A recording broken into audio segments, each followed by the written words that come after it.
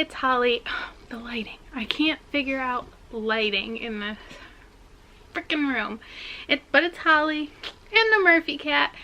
And I am going to stop doing monthly wrap-ups, at least for now.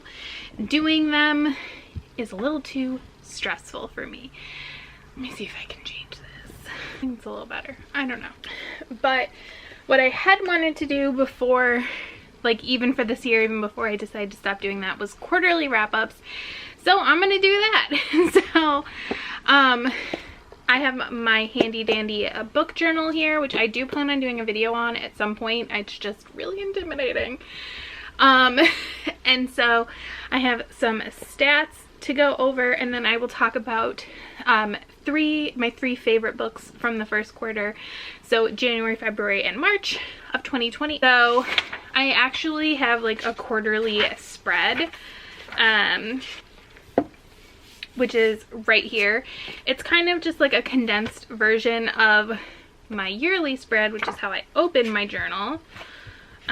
Here, you can't really see much, but, oh, be careful, Murphy. I have some water right there. Oh, You are the star. I don't know. Of things that I just like to track because I think it's interesting. So, numbers. I just think numbers are really interesting personally, and I think it's especially interesting to compare like your own numbers. Like, you don't have to compare yourself to me. In fact, don't. Like, I haven't been on Instagram in a while, but hopefully I will again soon. But I've gotten comments in the past because I used to do these like weekly what I read last week video or posts, and people would be like, oh my gosh, how do you read so much? And honestly, like, I can't answer that question for you. Like, I don't know. I have always been a fast reader. I think that's just my brain. It just moves fast. Yeah, I also talk really fast, so like I try to slow myself down for videos, but sometimes I feel like it's still really fast. In like a group family chat, I feel like the virus has made, maybe it's just my family, but like they're even more group chatty than normal, which makes sense. My family is full of extroverts. I'm like one of the only introverts in the family, and so I feel like a lot of them are real lonely right now. So we've been doing Zoom chats, like we've had a bunch of birthdays, so we do like Zoom get-togethers and stuff, which is really nice, but I feel bad for them. I mean, I'm taking it hard, but I can't imagine how they're handling this. Anyways, so yes, don't compare yourself to me. Don't compare yourself to other readers, other booktubers. A lot of times when I'm reading a lot, one, I do a lot of audiobooks, especially now more than ever. It used to be I would listen while I was driving to work. Now I'm obviously not commuting to work, I'm working from home, but I do listen to audiobooks pretty much all day while I'm working, which helps, I guess, because it's just way too quiet in my own home to like work without something going, so I listen to audiobooks. I do think it's interesting to compare yourself. And again, you don't have to do this either, but if it's something you're interested in. So like I will really quick go through my monthly numbers. So I track like two main things monthly, and that is books read and pages read. Like I compare other stuff, but really like for this. So in January I read 15 books, in February I read 29, in March I read 11. So March, you can see, and I don't think that this is weird, right? Like, so 15 is, I think, a pretty standard number for me. I used to do like 10 to 12, and January historically is a lower month for me. I don't know if I'm just coming out of like some weird stress situation from the holidays, and so that impacts my reading, or what, but January is typically one of my lower months of reading out of the year. February, that was weird.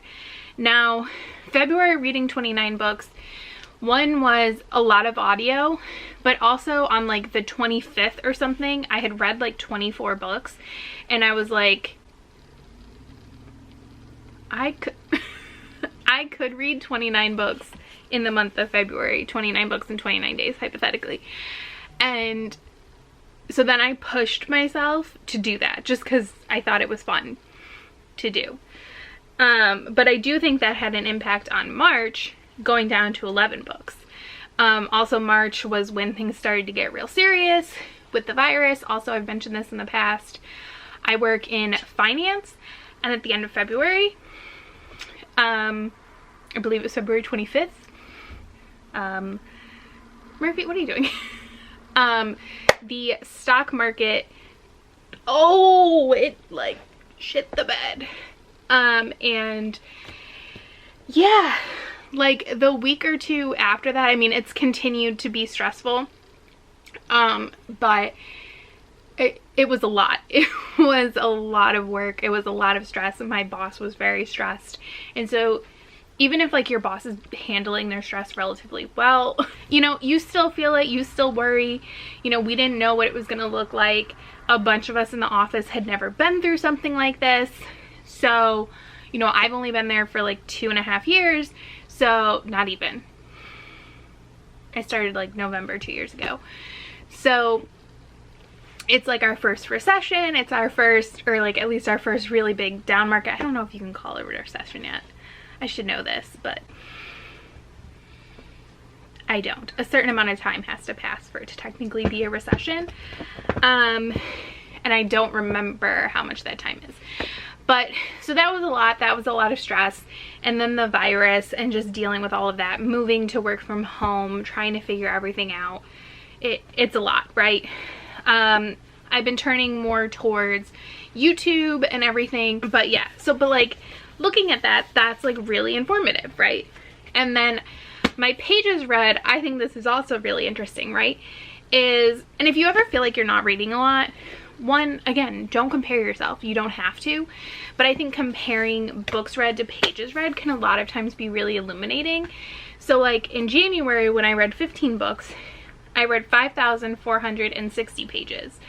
But in February, when I read 29, almost twice the amount of books, I read 6,995 pages. So only about 1,500 more pages. And the reason I say like those numbers are interesting to look at is I read almost double the number of books, but not double the number of pages, which means the books I was reading were smaller. And I can tell you they were. I was getting really into Ice Planet Barbarian, so I was reading those, and the full-length novels are usually just over 200 pages. So like, yes. But I'm saying, like, if you read 2,000-page books and I read 7 300-page books, we're close to each other page count, right? But you might think that you've read less than me. But have you? And it doesn't matter. Anyways. And then in March, I read 3,182 pages, which actually I think is really good. So let's get into more stats. So if you didn't do the math, which I don't know why you would have, but it's okay. I did it anyways. So in the first quarter of 2020, I read 55 books. I do think I tend to read a lot at the beginning of the year, like the first like 6 months of the year. So that doesn't surprise me that much. My Goodreads goal is 100 books, and sometimes I struggle to meet that and sometimes I don't, but usually I start to struggle like end of summer into the fall. I read a total of 15,637 pages, and I bought 26 books, which I did do a book haul, which it should already be up. I think I uploaded it already. And of those, I do know I said in there, I had already read 13. I had either already read before buying them or read after buying them, half of them. So I'm pretty happy with that. New books versus rereads. I think this is particularly interesting, especially because I am a big rereader, but I've been cutting down on my rereads. So yeah, so I read 51 new books and 4 rereads, which I feel like is actually a little low for me, but considering how many books I have on my TBR, it's probably good. And then author gender, I read 47 female authors and 8 male. I think that's a pretty good split. I think most of the male authors are nonfiction authors. I definitely have like a bias in my authorship. I'm sorry. And then I decided to track if books were backlist, new releases, or ARCs, which ARCs are technically new releases as well, but I'm putting them into kind of their own category. So I read 40 backlist books, 5 new releases, and then 10 ARCs, which that's a lot of ARCs, but I did get a lot of ARCs for the first few months of the year. And I've been trying to stay as on top of that as I possibly can. When it comes to ratings, I actually think I did phenomenal. I was gonna do like a whole DNF on haul video, but I didn't DNF anything, which is great. I also didn't give anything 1 star, but I gave 3 books 2 stars, 3 books 10 stars, whoa, 10 books 3 stars, 39 books 4 stars, and 3 books 5 stars. They're talking about booze, my family right now. Excuse me, sir. Oh, he's trying to play with the ribbon on my book journal. Nope. And then, stop. I also did genre, which because I'm kind of limited in space in here, I kind of had to condense down. So I have adult, which does include romance. In my yearly spread, I actually go a little more like detailed on this. Sir, he's in an empty bookshelf right now. I don't know what he's trying to get, but something. So I have adult, YA, and other. I don't know. So 38 adult books. I'm guessing most of those were romances. 8 YA books and 9 other books. So other would be like mostly my nonfiction, I think. And then the other thing I tracked was the source of all of these books. So I did Audible / Scribd. So I did sign up for Scribd this year. I think you got like 2 months for free, but I think I'm gonna keep doing it. And then Audible, I have like regular Audible. And then I also have Audible Escape, which is primarily where I listen. But you know. So I listened to 15 via those 2 services, which accounted for 27% of my books. I bought 10, which was about 18%. I got 8 from Kindle Unlimited, which I signed up for Kindle Unlimited. They had like 3 months for like 99 cents. And I think that expires like this month, but I think I'm gonna keep that too. And we'll see how it goes. I don't know. Which was about 15% of my books. I got 12 books from the library, which is primarily downloading either audiobooks or ebooks from my library. I think I only got 1 physical book from my library, and that is 22%. And then from NetGalley or an author, I was given an ARC by an author, I read 10 for 18%. So I think that's actually like a really good spread. I'm glad I'm like using these services that I'm paying for, and that I'm also using my library and supporting my local library. And then before I talk about my 3 favorite books of the quarter, I wanted to talk about my quarterly TBR, which I have a little spread for that as well. And I wasn't going to talk about this because I didn't do the best, but I think I am going to talk about how the quarterly TBR is going in my quarterly wrap-ups. My battery's dying 1 second. But yeah, I think I am going to talk about them in these quarterly wrap-ups, whether I've finished these books or not. My plan is to still, oops, sorry Murphy, is to still read all 20 of whatever I designate in the year of 2020. And then either at the end of the year, if I finished all of them in time, because I do plan on doing Bookmas again, or at the beginning of next year, kind of assess how those prompts went.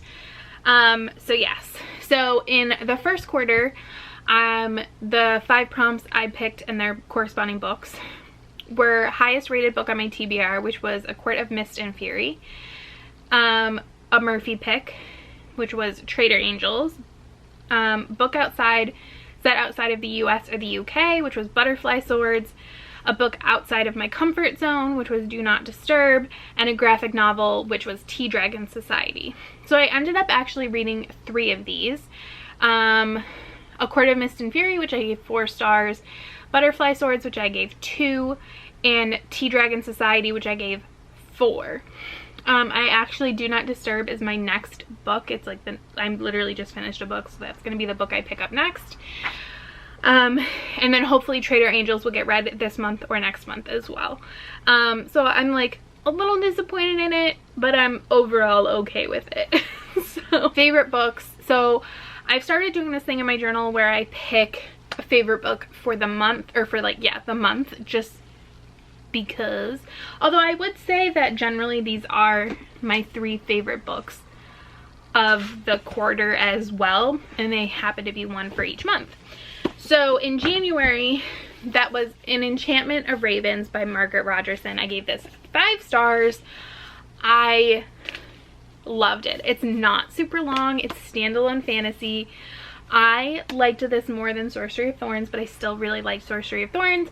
I'm just sad that there's not more Margaret Rogerson books. This is a fae YA fantasy.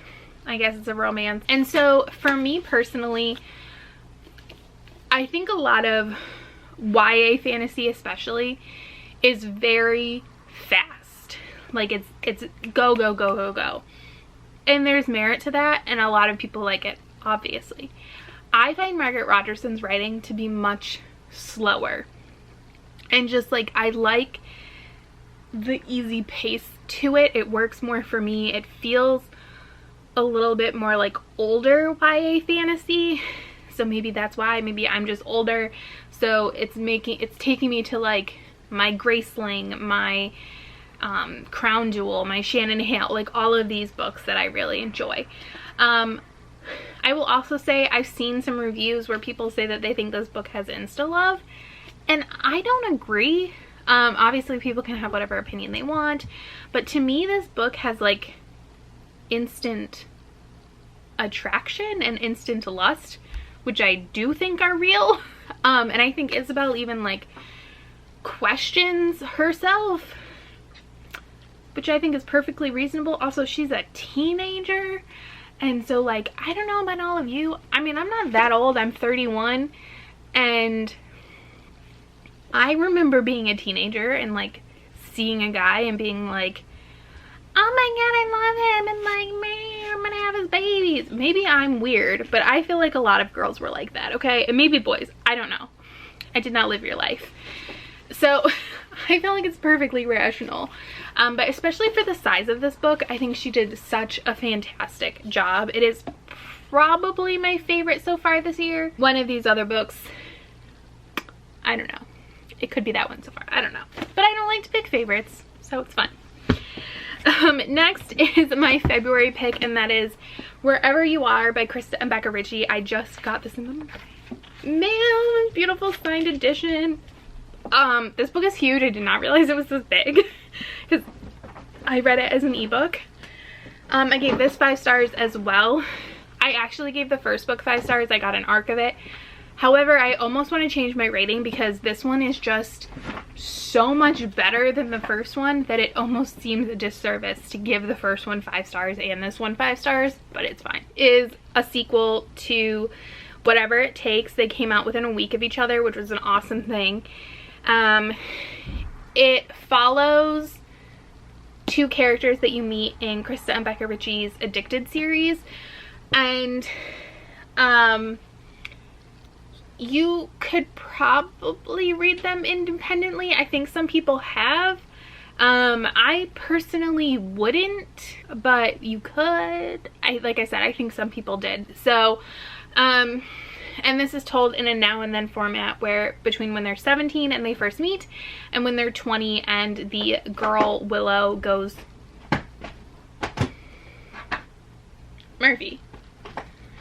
to London for college, and the guy Garrison, he's like a bad boy, but he has like such an awful home life. It's just, I've been waiting for their story for so long, and it was worth the wait. It was, and it's so beautiful.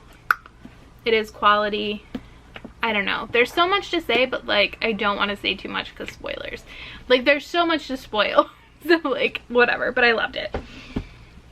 And last from March was Heartland by Serena Bowen. This is a new release from her. It came out in January. This follows Dylan Shipley. This is the 7th book in the True North series, and which takes place in Vermont. It primarily surrounds the Shipley family, but not all of the books are about Shipley characters. You have like other people who work on their farm and friends and stuff, but this one we're back with the Shipleys, and this is about Dylan and a girl that he is very good friends with who escaped a cult. There's actually like a lot of cult stuff running through Serena Bowen's works. So another one of her books, Keepsake, is also about a guy who ran away from the same cult. And then she has a male-male duology. I think they're like Goodbye Paradise and Goodbye Forever or something like that. I have not read them yet. And I think that they escaped the same cult. And apparently I'm into that. So if you have any recommendations, shoot them my way. But this is kind of like it's very new adult. Like the people are in college. They're friends. Like she is attracted to him, but I definitely think they have a friendship first and foremost. It has some serious tones, but it is pretty funny. Like there's this whole thing with goats that's really funny and stuff. I just devoured it. Absolutely loved reading it. Loved being in this world again. Like I just love the whole Shipley family. They are amazing. Also, Grandfather Shipley better never die. I'm just saying, like, he's quality character. Sorry Dylan to like whack you around like that. But I did really enjoy this. So those are my 3 favorite. Willow, I'm so sorry. Those are my 3 favorite reads from Q1, and my stats. I don't know how interesting this was, but I think it's interesting. I love watching videos like this. I wish more people would do them quarterly and stuff, and I think it's just interesting to know like what you're reading, like how you're reading it. Are you utilizing things that you pay for, like, or that's just wasted money? I don't know. But yes, so that is my wrap up. Hopefully these will come out in like a more timely manner in the future, but obviously the world is crazy. And hopefully I will get back into filming. I'm gonna try to get back into Instagram. My filming I'm gonna try to like ease my way into. Same with Instagram. I have a bunch of other stuff that I have to do, channel related and everything, so yeah. But hopefully I'm back for anybody if you cared. I don't know. Comments I will probably still really be bad at getting back to, because I've always been bad at getting back to them because they make me have a panic attack. But I'm gonna work on that. There's probably gonna be like a Q3 goal 2020, depending on how the world goes. We'll see. But yes, so thank you so much for watching. Sorry for any mess you can see behind me. It's life, we're living it. So yes, thank you so much for watching, and hopefully I will see you again soon. Bye.